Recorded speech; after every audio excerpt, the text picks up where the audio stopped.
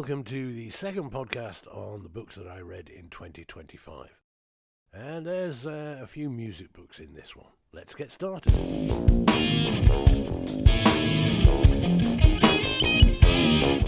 Shout, Sister Shout, the untold story of rock and roll trailblazer Sister Rosetta Tharpe by Gail Volt. Now, this book it's one I bought quite some time ago, but only just got around to reading it. I was on a bit of a thing about reading music autobiographies at the time. I guess this one just sort of piqued my curiosity, and I thought, yeah, I definitely got to read that. Before reading it, I knew who Sister Rosetta Tharpe was. I knew a fair chunk of her music, so I knew who she was. I'd seen the TV program that was filmed at in Manchester back in the 60s. So I knew her story in broad terms, and I knew her music. But reading this was quite a revelation, because there was so much that I didn't know at all, and it covers her origins, her upbringing, her entire career. My God, one hell of a career she had. So I read this back in October, and what I wrote on October the 16th, 2025 was... There's a story to my fascination with Sister Rosetta Tharpe that goes back 30 years. As far as this book is concerned, it is a fascinating read. Not only does it relate the life of Sister Rosetta, it also provides the most interesting insight into what it was really like growing up in the church in the early to mid-20th century. As I expected, there was a lot I didn't know about her life, but I knew that, which is one of the reasons I wanted to read the book. What I never really appreciated was the extent of her influence on modern guitar playing and rock and roll in general. Without her, Chuck Berry, Little Richard, Jimi Hendrix, and almost every axe-wielding, plant-spanking shredder might not be quite the same. She was the first one to turn it up to 11 and play it loud. She invented strutting around the stage, showcasing her guitar antics, blowing away all comers who challenged her in guitar battles. That was in the early 1950s. Whilst Leadbelly, Muddy, Champion Jack, Sunhouse, Sonny Boy 2, Brunsey, John Lee Hooker and others had all toured Europe from the post-war period onwards, many of them were old and some were exceedingly grumpy and 30 years past their best, and it was Sister Rosetta that stunned the young, lank-haired British art school crowd in the late 1950s and early 60s and lit the blue touch paper on the British blues explosion. Although not forgotten, Sister Rosetta Tharpe is not appreciated today in the way she deserves. A must-read for any lover of blues and roots music, and I would say an essential addition to any serious blues library.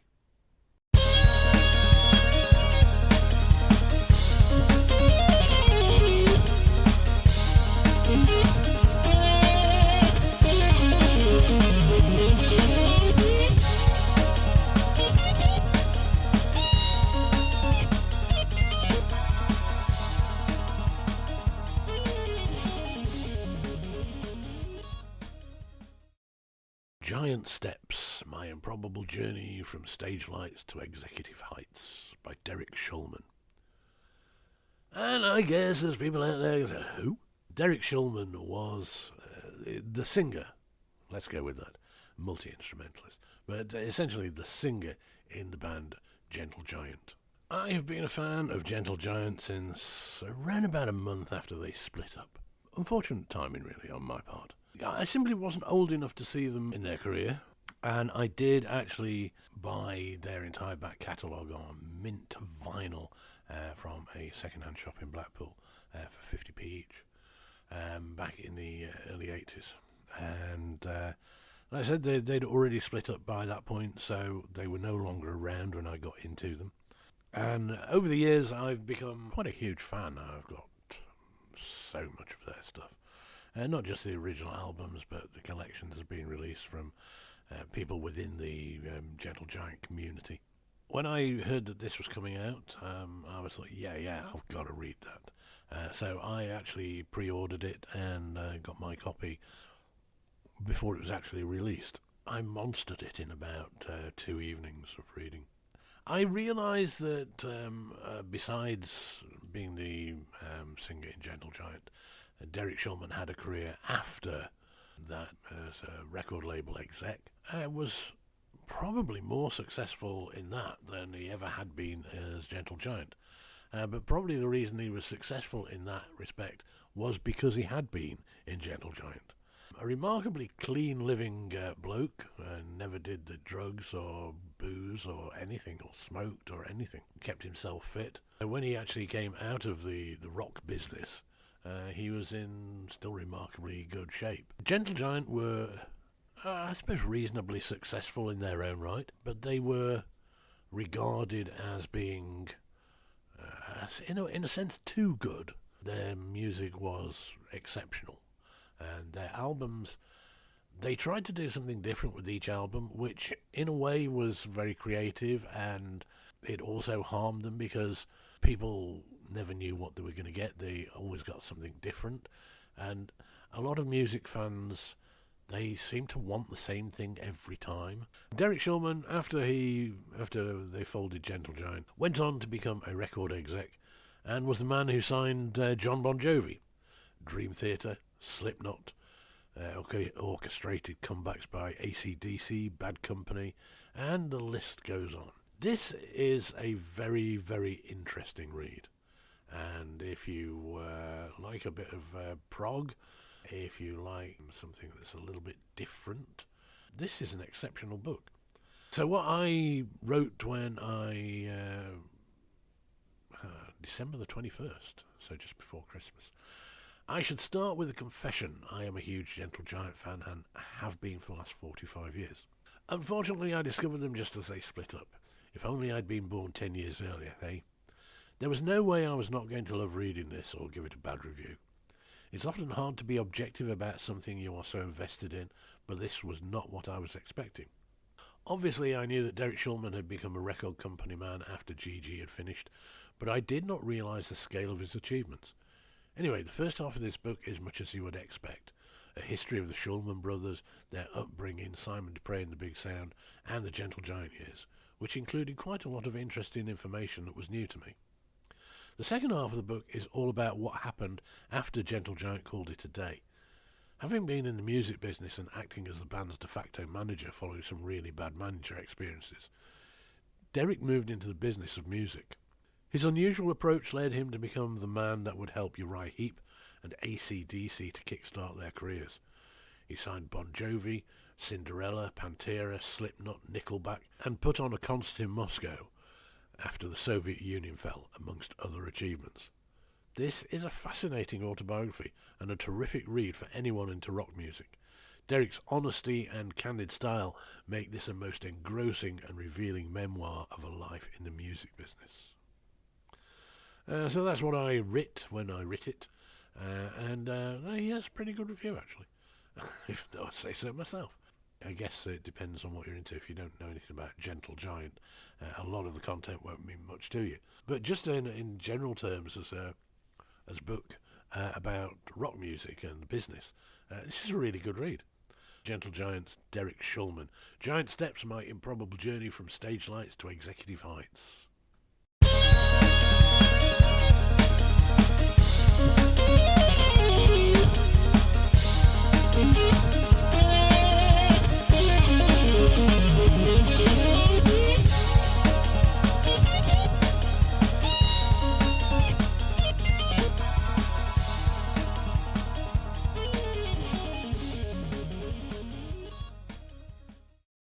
No Easy Road, My Life and Times with Wishbone Ash and Beyond, by Martin Turner. Foreword by Ted Turner, no relation, and Gary Carter, editor. Now, this book, my copy is a signed copy, which I got from Martin at the gig when I saw him earlier in 2025.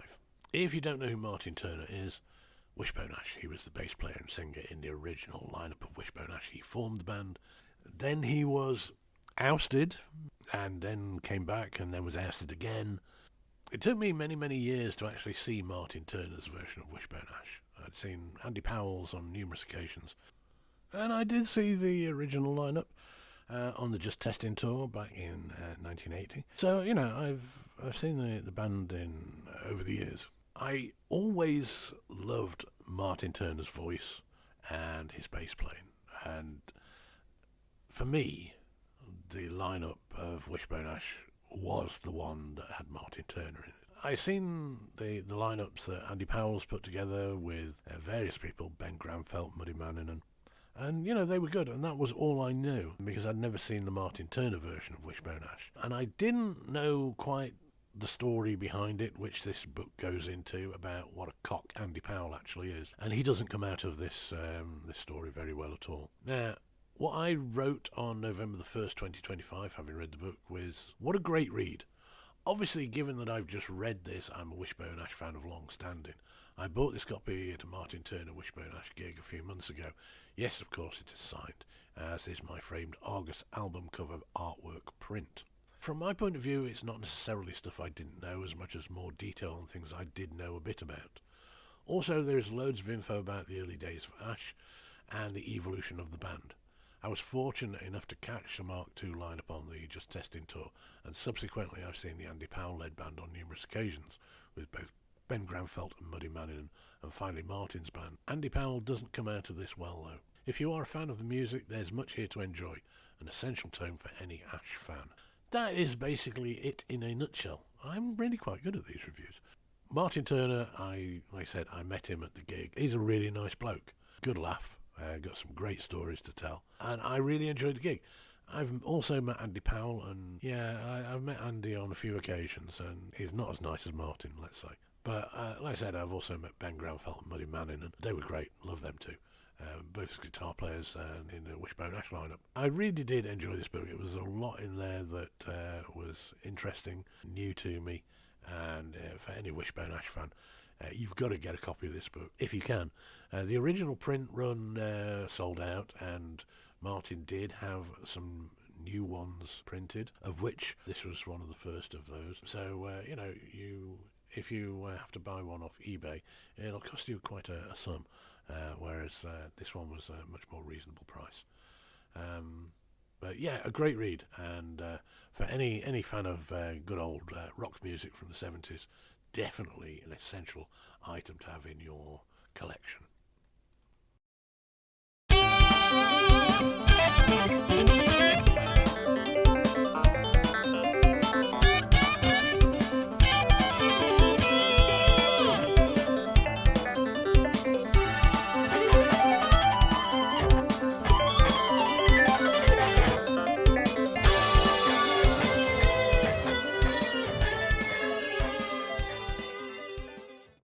Johnny Walker, the autobiography. I don't know why I'd never read this before. First published January the 1st, 2007. Literally, I have no idea why I've never read this before. Anybody who's ever listened to one of my radio shows can easily see I'm a huge fan of Johnny Walker. That's because I grew up listening to him. Back in the late 60s, early 70s, he was on UK radio, and I just adored his shows. In the 80s and 90s, when he came back to radio in the UK, I adored his Saturday sequence, Saturday afternoon radio show. He did influence me an awful lot. There were others that influenced me, but if I had to pick one, Johnny Walker's the guy who I model myself on more than any other. I did have the great pleasure of meeting Johnny back in 2011 when he did a tour of the UK talking about his life and his career, and because Firstborn Girlchild was working on a regional paper in Yorkshire, doing a cub reporting period, and she actually interviewed Johnny and got some tickets to go and see him at Bradford. I did get to meet him and got him to autograph my flyer from the show. Unfortunately, I was a bit starstruck, which sounds a bit ridiculous, really, considering that I'm an old man, and was even even 15 years ago. But meeting him, I couldn't get the words out because he's such a hero of mine. So I found a copy of the book, and I thought, yeah, I've got to read this. And this is another one I monstered in a couple of evenings. So I shall just read what I wrote about the review back in November the 6th, 2025. I'm surprised that I've not read this until now. The reason I got involved in internet radio back in 2012 was because of Johnny Walker. He had always been my favourite DJ from the early days through the 70s, 80s and 90s. His style, his choice of tracks, the way he presented his shows. I discovered so much music through listening to his radio shows over the years, And yes, his penchant for wanting to do it his way, it struck a chord with me. If I was ever going to be a DJ, I'd do it in the style of Johnny Walker. An interjection here that's not in the review, for both good and bad. Then in 2011, firstborn girlchild was a cub reporter at a local paper in Yorkshire. I've already told you that, you already knew that. She got the task of interviewing him for an article when he was doing a few live shows, talking about his life and career. Stuff you already know. She got some tickets for the Bradford show, and I got to meet him. In 2012, I met a bloke called Keith, who was looking to set up a community radio station in Cheshire, and I got my chance to be on the radio. I took to it like a duck to water, and I'm still doing it 13 years on. My style is heavily influenced by Johnny Walker, no doubt about it. Having read this book, I can see other similarities that I'd never even considered, and found I could easily understand why he was so uncompromising in how he wanted to do his things his way. I get it, I really do, but now I know why. Much I didn't know at all, and much that I did know, but now I know the whole story. Johnny had an interesting life. He definitely did it his way, and he did it the hard way. Bit like me, really. He did it much better way than I have done, and unlike me, his way turned out okay. In the end, he definitely made hard work of it at times. I can relate to that, but like I said here, yeah, he did it in a way that it turned out okay. Unfortunately for me, I've not been quite as successful. But I've still done it my way, and I'm reasonably happy with that. I just wish I could have made some money at it. A great unputdownable read if you are old enough to remember the wireless pirate radio and the great days of listening to the radio under the bed covers, FM in the 80s and 90s, and beyond that, this book's for you. Because of Johnny Walker, I've done around 3,000 radio shows myself over the past 13 years. If you're interested in listening to some of my radio shows, I've got some 300 or so at hearthis.at/The God of Thunder. Yes, I do. So go on over there, hearthis.at/The God of Thunder, and go and listen to some of my radio shows. And yeah, that really says it all. Johnny Walker, one of my many heroes. Yeah, Johnny Walker, Mr. DJ. Definitely who I model myself on most of all. A great read as well. I must get the autobiography that was written by his wife also.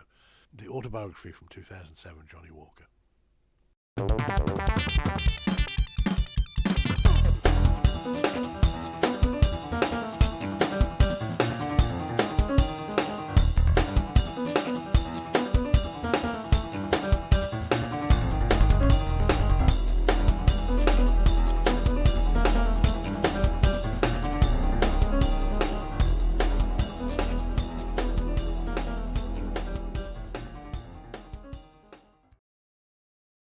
So Many Roads by Robert Forsyth.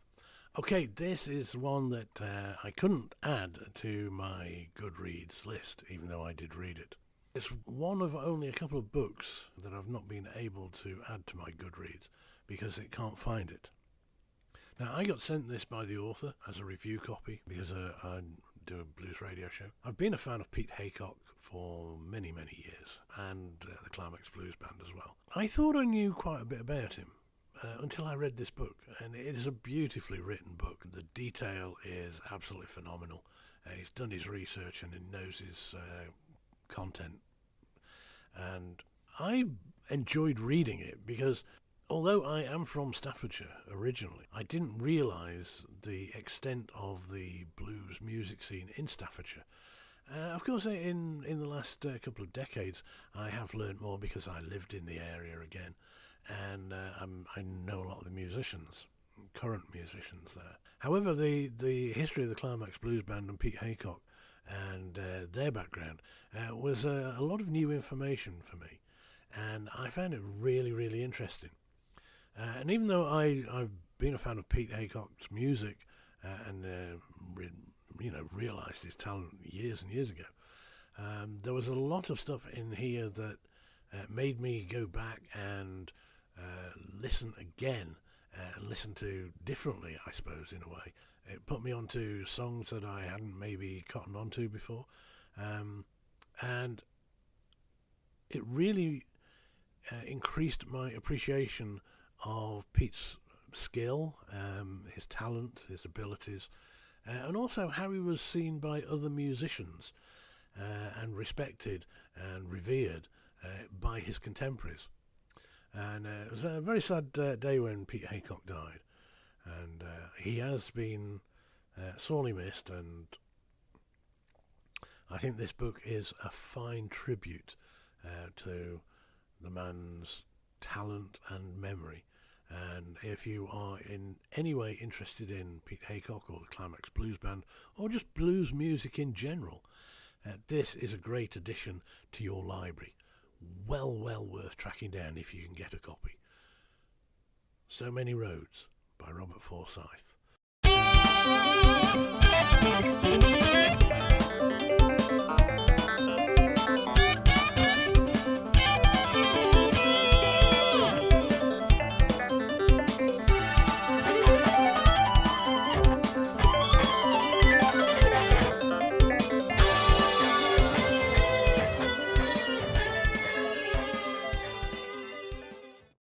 The Devil's Chessboard, Alan Dulles, the CIA, and the Rise of America's Secret Government by David Talbot. I don't even know where to start with this one. This is one of my, I guess, conspiracy theory books. What does the blurb say? The blurb says, based on explosive new evidence, best-selling author David Talbot tells America's greatest untold story, the United States' rise to world dominance under the guile of Alan Welch Dulles, the longest-serving director of the CIA. Yeah, and that is basically what it is. It is a look at Alan Dulles and the CIA, how it developed from the OSS, how it started to become what it is today, which was all Dulles is doing. Alan Dulles and his brother John were very, very influential and very powerful, wealthy, well-connected, and supremely manipulative. Eisenhower was president, and he might have been a war hero, but as a president of the United States, he was quite happy to just swan around with the wealthy people he met and he knew and enjoy the fame and adulation. He was a very hands-off president, and John Dulles and Alan, they manipulated him shamelessly. He was a bad president. This is the story of the Dulles brothers, particularly Alan, and how he became the person he became, why the CIA was set up, and some of the very, very dodgy deals that he did. And he did act beyond the law. The law held no meaning for Alan Dulles. He manipulated presidents, protected German war criminals, colluded with mafiosi, and largely to feather his own nest and his pyramid of power, basically. And even after he retired, he didn't. He was got rid of by John Kennedy, and we all know what happened to John Kennedy. But even after he was ousted as director of the CIA, he was still running it. He was still in control. Up until the point that he died, he was still running it. There is no doubt that he was responsible for many assassinations of presidents, leaders of countries that wouldn't play the game. Alan Dulles was a very, very bad man. Very bad man indeed. What I wrote about this on August the 31st, 2025. When I started reading this book, I thought I pretty much already knew most of the things about Alan Dulles. How wrong was I? At 620 pages, this is one hell of a commitment to read. CIA, espionage, politics, assassinations, MK Ultra. Yeah, I knew all about that stuff. What I didn't know was all the things I didn't even know I didn't know. The Dulles brothers were an evil pair. This book explains why and how that was the case.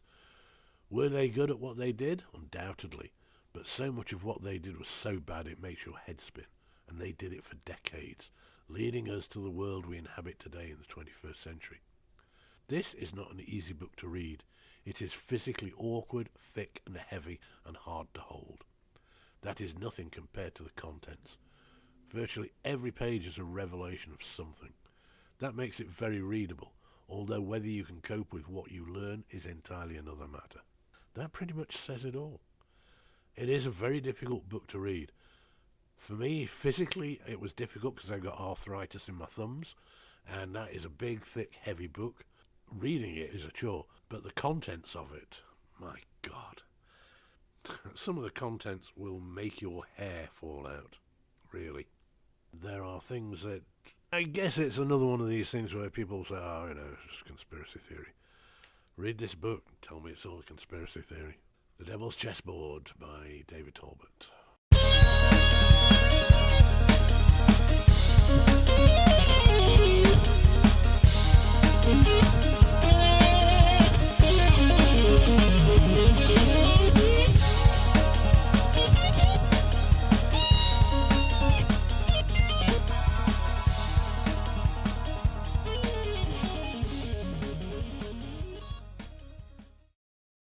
Bill Bruford, the autobiography, Yes, King Crimson, Earthworks and More. Now, I have been a fan of Bill Bruford's drumming. Yes, I know.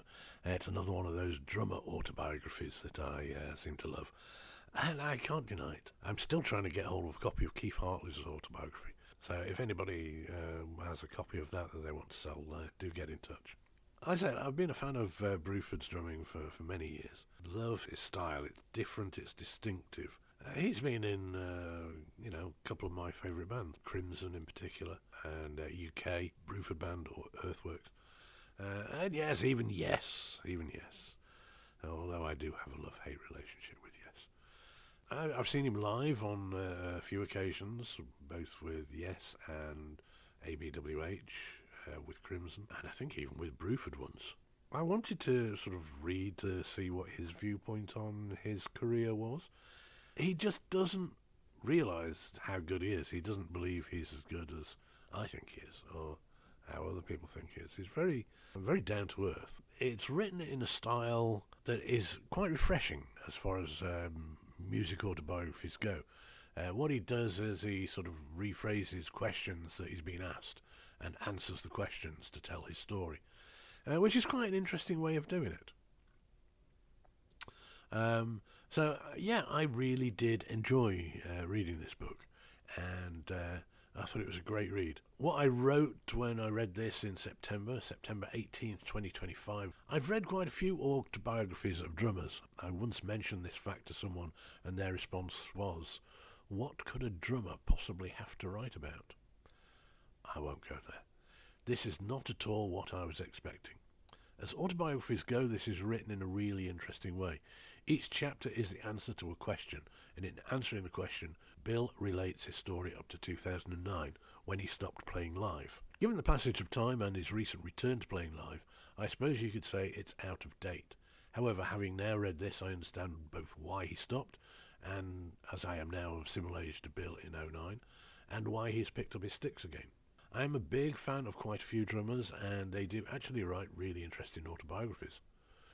Whilst not a track-by-track detailed directory of all the recordings, a blow-by-blow instruction manual on how to set up your kit, like Grandmaster Bruford, this is an extremely entertaining, highly informative account of a life in the music business, by someone whose pedigree is beyond question. This is a really well-written book, and quite unputdownable. Highly recommended. Yep, and I definitely stand by that. I really enjoyed reading it. Wasn't the book I was expecting. It was so much more, and I thoroughly enjoyed reading it. So anyone who's a fan of Crimson, Yes, Genesis, Bruford, definitely well worth a read.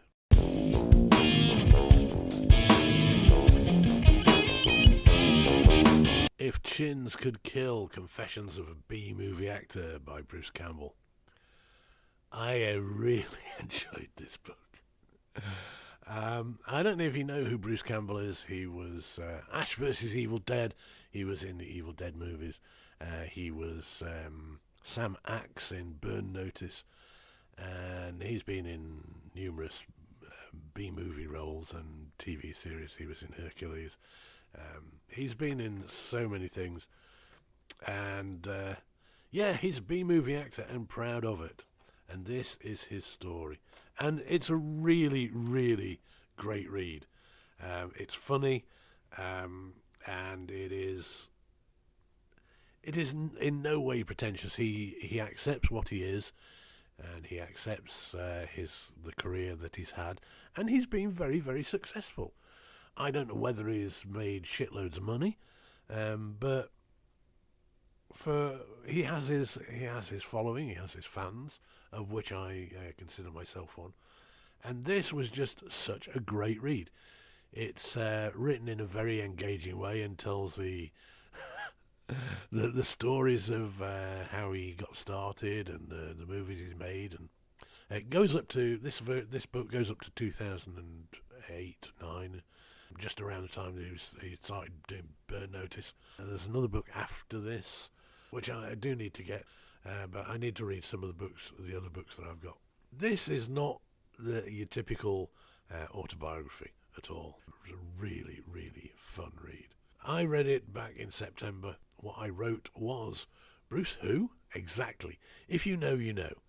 Ash, Sam Axe, the Evil Dead guy with a groovy chin. No? Still none the wiser? It didn't really take me 2 months to read it. I started it back in July, then got sidetracked for a couple of months. I picked it up last week and finished it off. A damn fine read. Surprisingly well written, funny, informative and enjoyable. That actually sounds a lot more patronising than it's meant to be. Bruce has a lot of stories to tell, and it is very self-deprecating about his career. He may not have made it as an A-lister, but so what? He sounds like a well-adjusted, down-to-earth kind of guy. Not one of those up-his-own-ass Hollyweird types. That's a positive in my book. He's had a pretty good time, by the sounds of it, and for what it's worth, I've had a lot of enjoyment out of his output. If Chins Can Kill is a very different view of life in TV and movies, and is a refreshingly good read. Yep, that about sums it up. That's exactly how I feel about it. Really good read.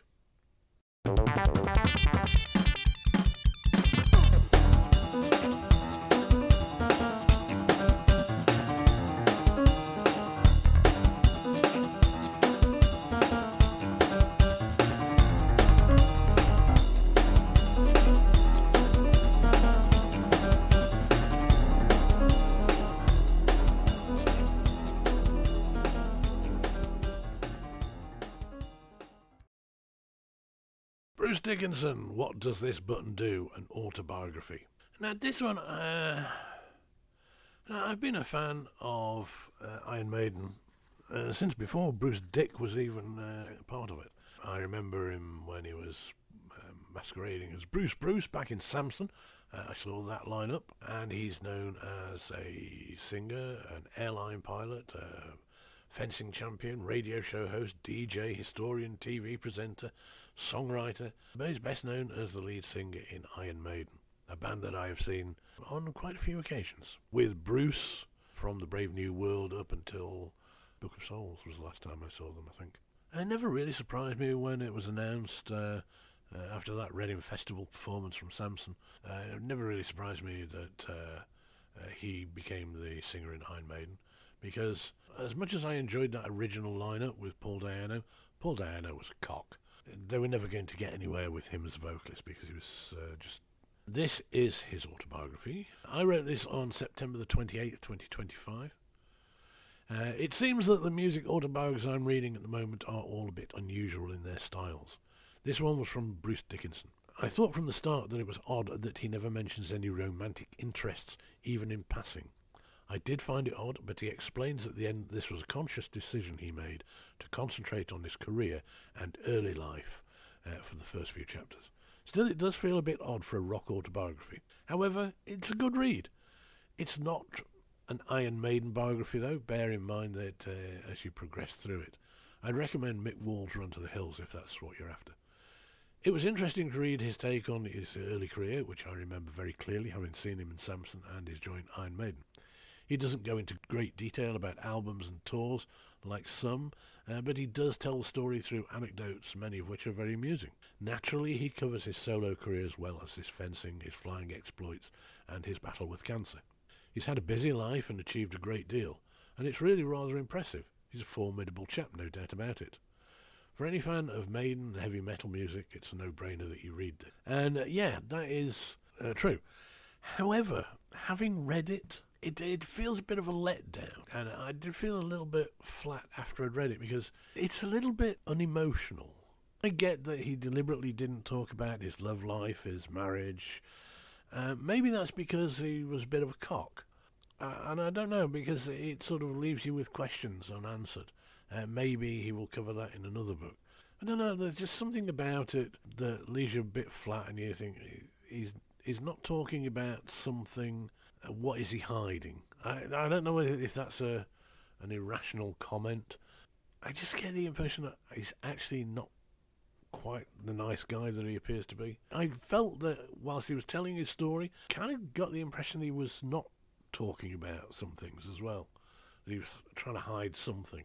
I think to understand the person, you need to know about the fact that about his family, his, marriage or marriages, children. You want to know a bit more about the person and what sort of person he is as well, rather than just what he's done. And that's what this is. It's just, I've done this, I've done this, I've done this, I've done this, I've done this. And you think, there's a bit of an egocentric approach to things, isn't it? There's very little humanity in the book. That was my draw from it. So anyway, there you go. Bruce Dickinson, What Does This Button Do? An autobiography. Well, I hope you enjoyed those selections. I've been reading quite a few music books this year. Right, that is the end of this podcast. Time to move on to the next lot.